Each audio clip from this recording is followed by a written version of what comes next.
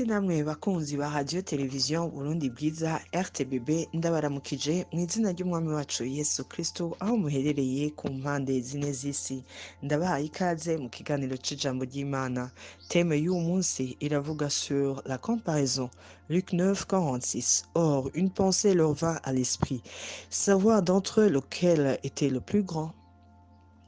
Muri make mpwemu yera agira akangurira ubuzima bwacu gushira habona umuzi wugarije imitima ya benshi tukiri ngaha kw'isi, kugira urubuga ngaho ari competition, umuntu wese akaba afise ijisho rirabira kuri mugenzi we abamuruta canke abaruta.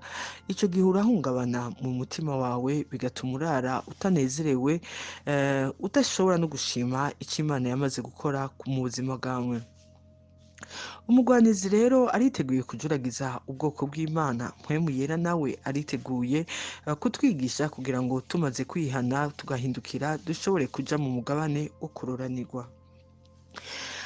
Abantu rero turabana dufise ibitandukanye twashitse ko dufise ibitandukanye Imana yaduhaye, bamwe ni bagufi abandi ni barebare, umwe wese nanezererwe ico Imana yamugize.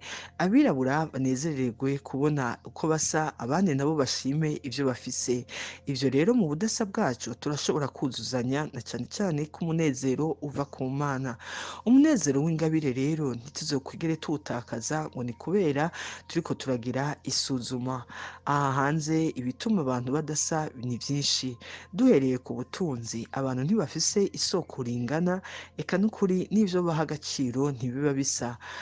Nico gituma nta kamaro rero ko gutakaza umwanya ugerageza kwikompaha na mugenzawe. Umuntu nagerageze akora ivyo ashoboye n'ingene avyumva, anezererwe icubahiro Imana yamuteye akaba akiriho, kandi n'ivyo afise vyiza abishime, icubahiro cose kigaruke ku Mana nk'umuremyi. Uwumva ico mpwemu yera avugana nawe aragira ico akosoye, kuko ngaha hanze hari vyinshi vyo gukora vyiza. Igihe kimwe hari umunyacubahiro yigiriye inama aravuga ati, jewe mu mico yacu naho bagerageza mu kiriyo bakama bariko barazana ivyo kunwa, imiryango igahaguruka aho kwicara kugira baganire n'abaje kubaremesha, ahubwo bagatangura kugira service yo kuzimana. Ngo ivyo rero jewe ntavyo shaka mu rugo rwanje. Yarabikoze kandi twese twaciye dukurikira, kuko yatubereye icitegererezo ciza. Murumva rero ko abashampion nk'abo ni jewe nawe tushobora kumva ico mpwemu yera adukanguriye kugira ngo tugishire mu ngiro. Ibindi navyo ni bijanye n'imico yacu, aho haba nk'urubanza rwa dot.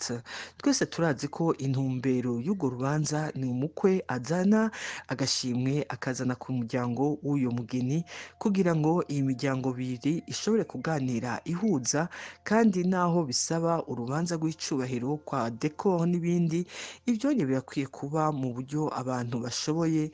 Igikomeye si decoration, ahubwo ni intumbero y'iryo jambo baje gushikiriza. Nimba rero uyu muryango wahora ukoresha uburyo bwinshi ngo ugerageze gukora urubanza ruruta urwa banaka, ivyo no kubiheba tukihana tugakora ivyo dushoboye, tukicara aho Imana yaduhezagije nk'umugisha, tugakora ibisanzwe, ahubwo agashimwe kagashikira umuvyeyi canke abavyeyi b'uyo mugeni. Ivyo guhindura biracari vyinshi bene data. Tugaruke mu mashengero, aho abantu banezererwa inyubako nziza, aho kuraba igikomeye ko atari inyubako z'inyuma, ahubwo n'ubuzima abakristu bagira bitewe n'ijambo bariko barumviriza. Ukwihana bagahindukira bagatambukira mu kuri kw'ijambo ry'Imana, ivyo nivyo bikomeye gusumba kugira amashengero manini cane. Ivyo twohindura ni vyinshi. Gutekana mu mutima ni uguha agaciro ivyo Imana iha agaciro, kugira ngo ntidutakaze intumbero nyakuri, aho umuntu yemera ubwiza bw'Imana ko burinda umutima, tutakiri mu rubuga rwa competition. umugwanizi rero yahora ajuragiza ubwoko bw'Imana, ariko inkuru nziza irahashyitse ngo uwumva yihane ahindukire bigishoboka. Ukuba champion rero ngaha ku isi ni ubwoko bw'Imana butegerezwa kuzana akarorero keza.